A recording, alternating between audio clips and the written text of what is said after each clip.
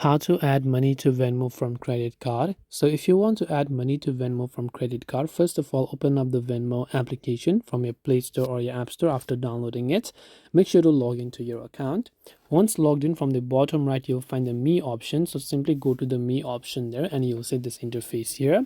Over there, you want to simply go to the wallet option that you'd be able to find from the top left. And once you come to the wallet tab, under Venmo balance, you'll find an option called manage. So obviously you want to make sure to click on the manage option there.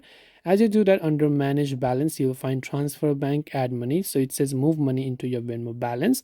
Make sure to click on that option, enter the amount that you want to move and then add it, and over here you'll find all of these options to enter your bank or card.